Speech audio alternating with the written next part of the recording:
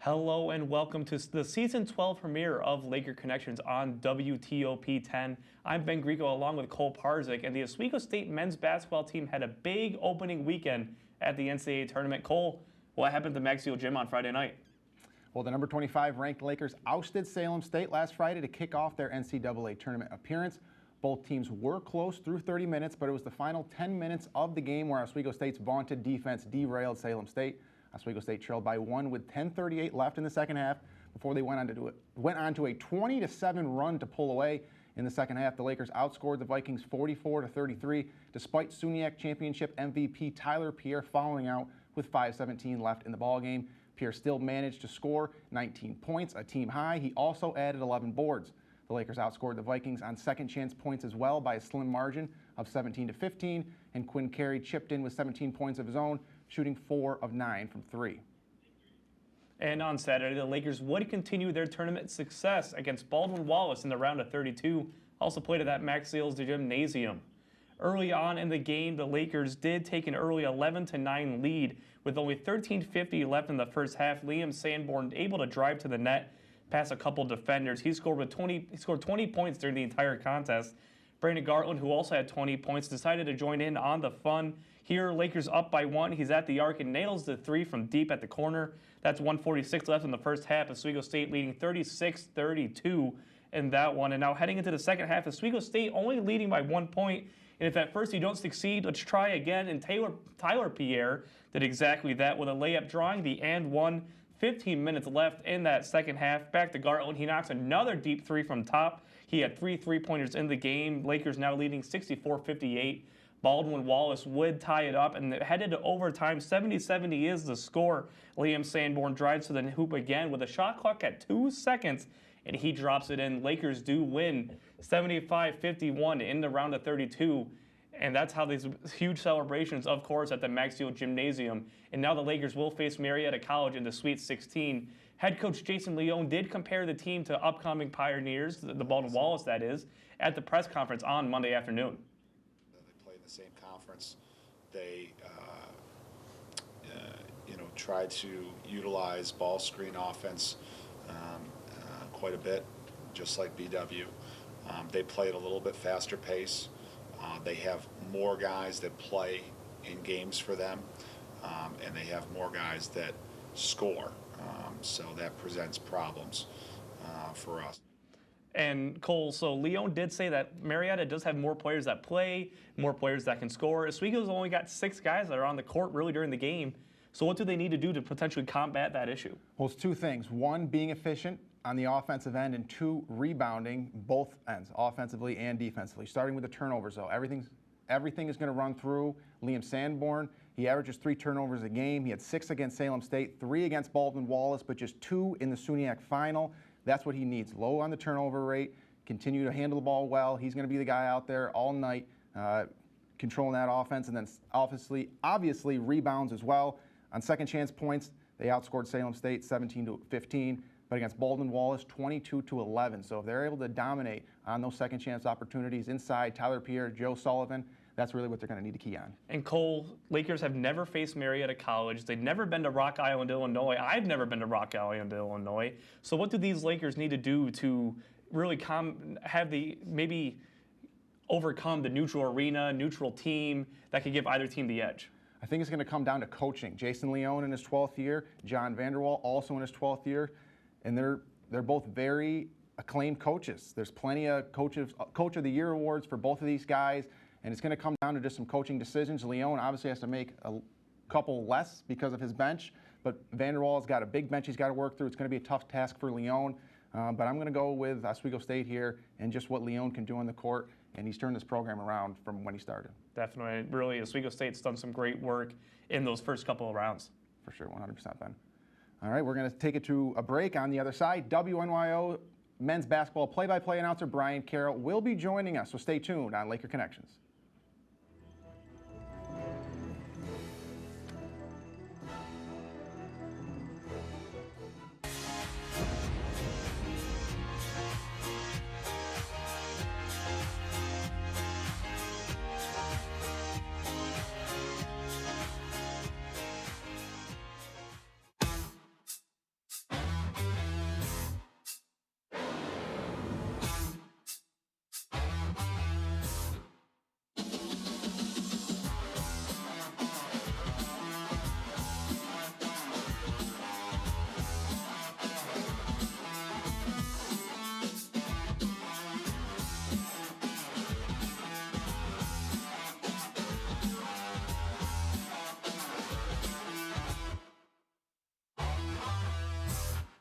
what would happen if I had to pick up the phone, call 911 for one of my family members or one of my neighbors? What would I do if no one was on the other end to respond? What if there was no 911? So you can be a part of the solution. Anybody can be a firefighter. Male, female, younger, older. We have school teachers. We have leaders in business. Is me, you, anyone that wants to be. There is no typical firefighter. Hey guys, when we're not doing the real deal, what do you like to do in your free time? Well, I like to watch WTOP 10 movies on demand. Yeah, me too. You know, there's such a wide variety of films that anybody on campus can watch. And it's free. And it's free. How do I get to this movies on demand? Well, all you have to do is go to WTOP10.com and click the Movies on Demand tab. Hey, let's go watch one right now to review on our next show.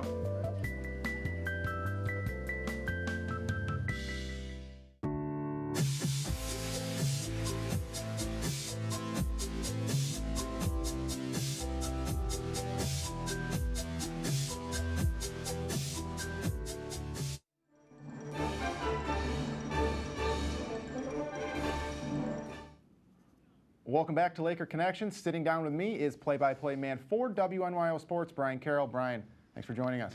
Thanks for having me. So the defense of Oswego State obviously has been the key for their success all year, but against Baldwin-Wallace, they let things slip into overtime. What is the key for Oswego State this weekend to maintaining their bread and butter, which is their defense?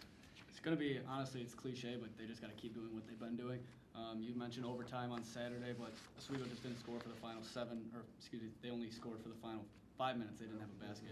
Baldwin-Wallace had 7. That's what tied the game up. So really, their defense has been fine the past 6 games now on this winning streak. They've been holding teams to under 70 every time has been the key that we said all season long. If they can keep teams under 70 points, they've been 20-3, and they just really, they've been dominant on defense, and that's been the key to their success because their offense obviously isn't as good as they would like, but it's still gotten them here, so it's good enough, right? Then when you look at Oswego State right now, where they stand, are they playing some of their best basketball that you've seen this season there every game? Yeah, as we heard the other day, Coach Leone said that they are playing probably their best basketball this season. We saw them early in the season. They were playing very well. They obviously had that hot start, 10 or 11-0, and we knew that they were going to do some big things this season. But right now, with their defense and the way they've been playing, so effective offensively and really getting everyone to play so together and as best as they have been, I think this is definitely the best they've had all year. And then Alan Jarudovic, his emergence, the senior, he's coming off the bench, playing some big minutes for them. What do you like about his game? Leone, commended him for what he's done, but also some of his shot selection. Do you like the shots that he's putting up during those games? I didn't think his shots have been that bad. I know Coach Leone hasn't really liked him too much because every time, Alan will take a three or a shot that Coach doesn't like, he'll just get ready to take him out. But he's been great, honestly. He's been scrappy. We saw him play 25 minutes both games last weekend, which has been more than his season by, double. He was playing 12 all season long. So I thought he's been good. He's been getting steals, a lot of rebounds. And since they only have the 6 guys, and when we saw Pierre get in foul trouble on Friday night, Allen was huge for the team. So if they can keep him going, he had 3 steals Friday. He's had rebounds. He's been doing great things for him. So he's been real solid.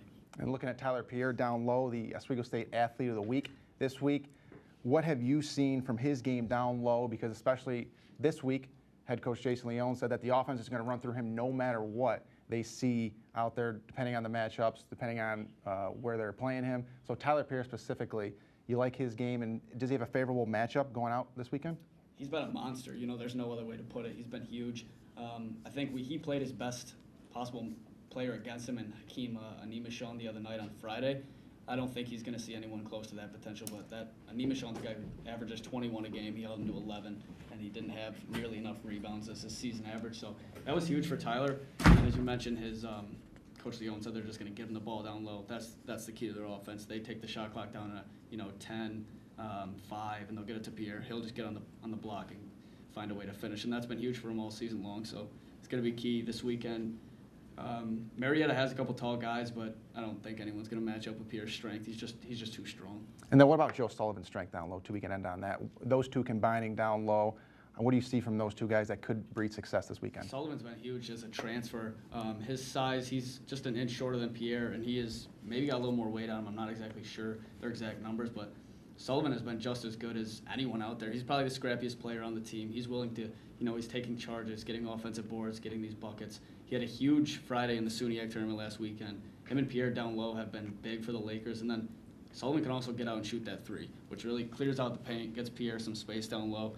And when you can get Pierre down low alone, as we said, he's going to finish. If you can get Sullivan getting on the offensive boards and getting on the ground, this is why they've been so good all year. All right, Brian, predictions for this weekend. Do we see Oswego State advancing into next week? This is going to be one of the best teams they played all season, but the SUNYAC is one of the best conferences in the country, so it's a toss-up. Coach Leone said last weekend that Friday night's game and Saturday night's game would be right down to the wire, and he was right. This one's going to be the same thing, right down to the final minute, as we've seen the past couple weeks, and we'll say the Lakers are going to win by 2, 3. It's going to be close. It's going to be really close. All right. Thank you, Brian. When we come back, we're moving from the hardwood to the ice. Did the Lakers earn an at-large bid to the NCAA tournament? Find out after the break. You're watching Laker Connections.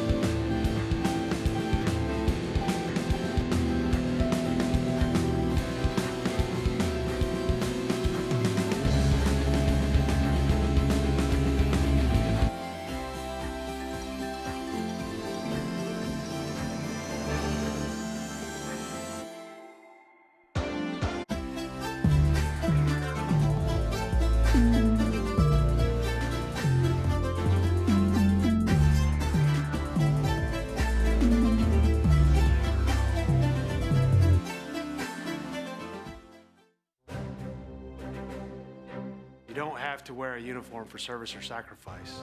Every day, ordinary Americans perform extraordinary acts of courage and selfless service. Please join us in recognizing citizen heroes who have made a difference in the lives of others through their acts of courage and selfless service in communities across America.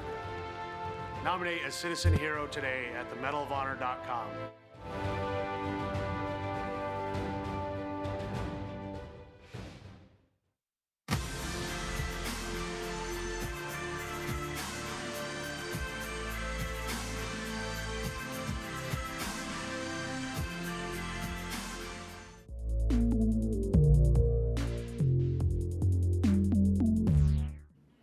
And we are back on WTOP 10. Let's get into some Laker hockey here on Laker Connections. Well, the Oswego State men's hockey team found themselves as the underdogs during the SUNYAC championship at the Ira S. Wilson Ice Arena against SUNY Geneseo. Oswego State would start probably their best five with David Richey in net at the Ice Arena in Geneseo, New York. Oswego State, they would eventually score first only 4 minutes into the period after Jody Sullivan got a backhand shot over the shoulder of Devin McDonald near the net. Lakers would lead 1-0, but Geneseo did not back down as the number 2 team in the nation scored on the power play after Mitch Ferguson took a shot from the point 10 minutes later on the power play. Richey screened in front, tie game 1-1. The Ice Knights didn't stop after a rebound goal early in the second period from Chris Perna past Richey, wide open net.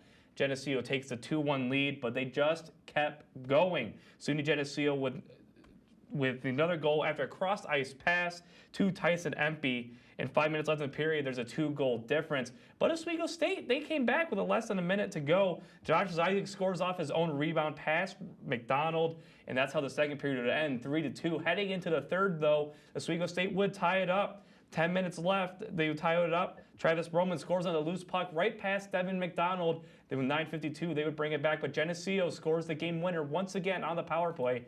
Mitch Ferguson again from basically the same exact spot, and that's how they do it, 4-3. SUNY Geneseo takes home the SUNYAC championship 2019, excuse me. They are now back-to-back SUNYAC championships and get that automatic bid into the NCAAs. And despite that loss, Oswego State's season is still alive. On Monday, the NCAA Selection Committee granted the Lakers the number 5 seed and a bye into the quarterfinals. Oswego State will then take on the winner of Hobart and Plymouth State at the Marano Campus Center next Saturday with a chance to play for the Frozen Four. Captain Devin Campbell has his sights set on winning it all, but knows you cannot look past the team at hand. Here to get to a national championship, and you can't look past a single one of them, but at the same time we're where we wanted to be at the start of the year. Maybe it didn't go exactly as to plan, but we're in a good spot and we're all very happy for it, but at the same time we're not taking it for granted. We're trying to do everything we can so we can bring a national championship to Oswego.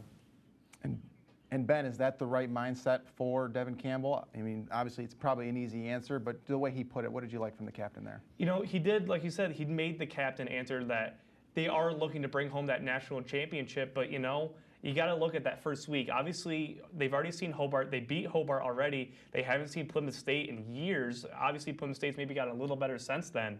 But you got to take it this weekend. You got to watch the game Saturday to see where your systems will be, how you're going to prepare for these opposite teams, and let's see if they can. Obviously, they know what they want to do against Hobart. Plymouth State might toss it up a little bit, but Oswego State's got to be ready to go no matter which team it is, and they just got to focus on themselves as well, as Gosick always says. And then kicking it back to Saturday, when Broman scored that goal, just about 10 minutes to go. It's a tie game. They climb out of a 2-goal hole. What were thoughts going through your mind there in that packed arena at Geneseo? I was actually kind of surprised because, Geneseo had really been kind of outplaying them the entire time. Second period, Josh Isaac did get a little bit of a momentum swing, but Geneseo did a great job of just holding the Lakers contained, keep them contained, making sure they didn't do anything fancy. But Travis Broman, once he scored that third one, personally, I was surprised. I was like, wow, they might pull this one off, And all of a sudden, then those unnecessary penalties that Gosick always talks about, that's what led to another Mitch Ferguson goal from basically the same exact spot. And really, the biggest things that we want to focus on here is that David Richey, he let in the same goal twice. Obviously, you were at the press conference, Cole. We talked about it, where he didn't see the puck, but he should have had that save. But when you got two guys in front of you, anything's going to happen, especially against the #1 power play in the nation. Yep, and you talk about the Travis Broman goal made up for a penalty he took early on in the game. But going back today in the press conference, did anything surprise you from the players or coaches based on their answers about the upcoming matchup next weekend? I was kind of surprised how quickly Richey, or actually hasn't quickly rather, responded to that goal. Obviously, he said he's still thinking about it. That was obviously the game-winning goal. But really, it's one of those things where a goaltender's like, all right, it happened. Our season's still going. Let's move on. But honestly, Richey still said he's still thinking about it. He still wants to keep it going and just get ready for next weekend. But really, I thought he would have bounced back by now heading into this. He already had a couple practices in and thought he would have bounced back a little earlier. But I think it's going to stay with him knowing that could have been the championship that they needed. Yeah, and it just seems with Richey, too, this whole year that he plays well. It's obviously he's had a solid game. Save percentage not where you want it to be, especially compared to last year at .934 he finished the season with. But as a goaltender, it's tough to overcome obstacles like that, especially in a SUNYAC championship where a goal you want to have back, a fluttering puck you give up. It's tough for him. So I don't blame him at all for still thinking about that goal. But I liked his answer. Actually, I loved his answer when he said he's confident and a goal like that's not going to happen again. I mean, don't get me wrong. I think it's great that he's confident. It's great. But you got to think that on Tuesday, it's like, all right, let's draw the line here. The second half of the week, let's focus on next weekend. Well, I can't blame him for his honesty. I like to see that. Honesty is key. All right, well, we'll take a short break, but don't go away. The Lakers Showdown is up next. You're not going to want to miss that on WTOP 10.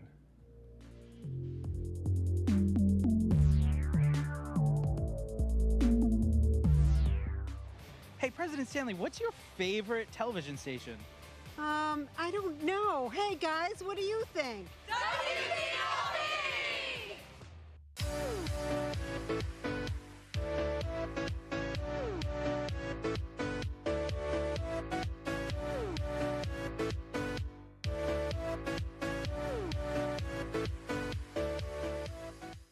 My family and friends are always with me, no matter where I may be. Sharing stories from home helps me sustain my recovery from my mental and substance use disorder. Hi, sweetheart. Join the Voices for Recovery. Our families, our stories, our recovery. For confidential information on mental and substance use disorders, including prevention and treatment referral for you or someone you know, call 1-800-662-HELP. Brought to you by the U.S. Department of Health and Human Services. Good evening and welcome to WTOP 10 Nightly News. Total, Baldwin faces 32 charges. Saturday, I went to Woodchuck Saloon. Too much temperature change. 1310 meteorologist. 2 as well. Visions for Tanner Smith. Go to 2-1. Tim with 6 and 10 on the year.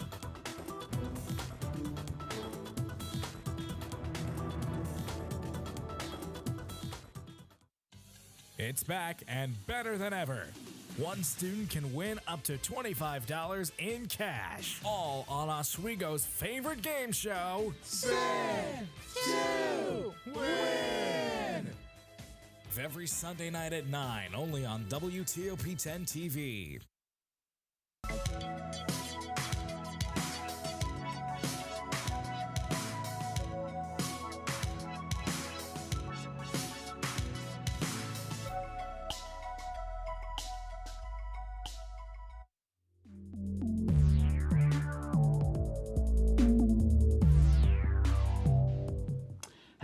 Hello and welcome back to Laker Connections. I'm Aaron Valentino and this is Laker Showdown. I'll be asking your hosts Ben Greco and Cole Parsick a series of questions all about Laker sports.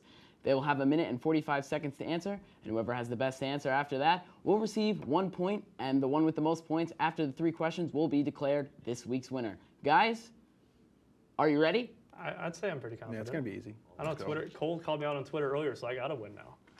All right, let's start with this first question. Who is going to be the X factor in order for the Lakers to move on to the Elite Eight this weekend for the Lakers basketball team?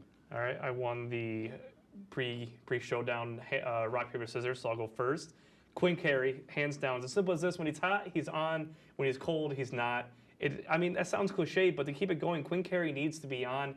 Right now, he's averaging only 11.1 points per game. He's averaging around 12 minutes per game. You know, he's really one of the, not 12, sorry, 30-something minutes per game. He's one of those guys that needs to be fresh and keep it going. And the last couple games have been really close. He's had less than 10 points per game. If he can get going, I think this team's going to be really strong. You saw the beginning of the season, he had easily around 20 points per game. So against a team like Marietta, who has 12 players and they only have 6, Quinn Carey's got to be strong on those 3 points to really maybe boost that score.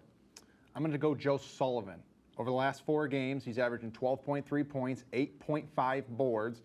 You heard Brian Carroll say just a minute ago, him and Tyler Pierre are going to be huge down low in the block. And it's Sullivan's just grittiness and his physical play, inside rebounding, offensive rebounding as well. And he can do so many different things. Shoot the 3, you know, from the elbow, wherever he is needed, he's going to produce points. His toughness, I think, is what's going to help Oswego State this weekend because Marietta has a lot of guys with size, and Sullivan needs to help make those minutes on Pierre a lot easier. I got to go with Ben on this one. Lakers shot 16% in that first half, and against a team like Baldwin Wallace, who shoots very well, you know, you don't want to get outshot in an NCAA tournament, and I think that could happen to this team if Quinn Carey is not out there draining some from beyond the arc. But if Quinn is missing, who's pulling down those boards? You got Joe Sullivan. Joe Sullivan. Yeah, man, Joe Sullivan. When I'm right, we'll have those points reworked after this. All right, next question for you guys. What is it going to take for the Lakers to advance to the Elite Eight? I'll let you go, Cole. I'm going to say play at their own pace. Marietta, a lot of guys. They're going to be well-conditioned. They score about 85 points a game. Oswego State's offense is not what wins them games. It's their defense. So Liam Sanborn has to be controlled. He has to make smart decisions, have really nice offensive sets, especially in the end of the first half, going into the end of the second half. He's doing – you look at Sanborn, you know, he's a little banged up right now. I think it was the Friday game where he fell on his shoulder, injured that a little bit. He's been nagging problems all season. Is that the tape? Yeah. He's been having a nagging injury all season. But his ability to take over the offense and not just facilitate, but score is what's going to help him. I mean, you know, him being able to wind down shot clocks, I really like what Sanborn can do. And for Oswego State to play at their own pace, Sanborn needs to be confident. He needs to play within himself and just help Marietta slow their game down a little bit by dragging out some offensive sets for Oswego. I can agree with that, but the big thing is that we all expect these NCAA games, and as Brian also said, he expects maybe a 2-point game. If it is a 2-point game, obviously that's going to be really close. These teams are essentially identical. They're both around 45% for field goals, around 35% for three-pointers, generally around the same area for points after looking between both schedules. So really, obviously, Cole, defense is going to be key, but it's really going to be at the free throw line. Cole, we're both Syracuse area guys. We know the Syracuse Orange can't shoot for free throws. That's going to be the difference here. You know, if it's a 2-point game, if there's 2 more free throws made by Oswego, that's going to be it. Oswego State's averaging 67% from that charity stripe. Marietta's got 77%. That could be the difference maker, but if it's not the free throws, I got to say it's the ball screen offense. You bring up some really good points, Ben, but I got to give this one a Cole. Oh, wow. Against a deep team like Marietta, you're going to want to play your own game. They only have 6 guys, that are playing for, that are coming off the bench for Oswego. They're cutting you off. They're buzzing hard. They're buzzing hard. All right, let's move on to the third question. The Oswego State Lakers obviously got an at-large bid to the NCAA tournament. What is it going to take for them to get to the Frozen Four? Ben, you go first. We're rotating. Fair? Rotating, yeah. Let's All right, so I think in general it's the special teams. We talked about it a little bit where on the defensive side, it's going to be avoiding those unnecessary penalties. Obviously, the Broman one, that we talked about earlier, they allowed 2 power play goals against Geneseo. The game-tying goal at the beginning, 1-1, and also the game-winning goal. Obviously, they were both the same exact shot. Richer was screened, whatever you want to call it. Richer, 9 times out of 10 is going to have those. He was screened. I'll give him a little bit of the benefit of the doubt like we were talking about before. But really, on the power play, you got to take advantage of any opportunity you have. They only had 2 opportunities against the Ice Knights, but you got to take advantage. I've seen so many times this season, Zizek's got a wide open net, completely just fans on it. I don't know, what do you want me to say? If Zizek, your assistant captain, your leader, who is manning that power play, manning that offense, I don't know what you want me to say without it. You can get a goal or 2 on the power play, as well as on the even strength, I think you're golden. I was biting my tongue. Oh, boy. For proper television etiquette, people. But if you're going to bring up a point about Geneseo's power play scoring against Oswego, they're the best power play in the nation. They're 6 for 12. Oswego's also up there on the penalty kill. Oswego's penalty kill just started to come to form these last couple weeks here, and you're playing against a Geneseo power play that has 5 options who would be a top power play unit on any team in the nation. You look top to bottom for what they have. It's going to start with Andrew Romano in the corner. You're going to have Conlon Keenan in the middle, who leads the nation in points per game. Their penalty kill is not an issue. You're playing against a far superior power play, and they almost held their own, but just the second collapse, it was the empty goal. That was the big turn for me. But overall, I think it's the offense 5-on-5 that needs to get better. Josh Isaac mentioned it today in the press conference. Ed Gosick said it today in the press conference. The offense, people. Cole, we are out of time. I do got to give this one to Ben. He'll get the first win of this season. Hey, I got more wins than Brandon Ash. You have to take advantage of those 5-on-4s, 5-on-3s, things like that. But that's all the time we have for tonight. Be sure to tune in next week. Same time, same place. For Ben Greco and Cole Parzik, I'm Aaron Valentino. Have a great night, everyone.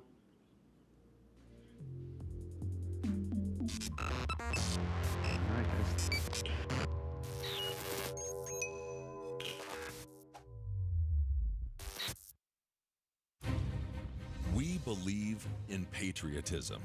We believe in our country. For 100 years, veterans have been impacting our nation through the American Legion. Learn more at legion.org/webelieve.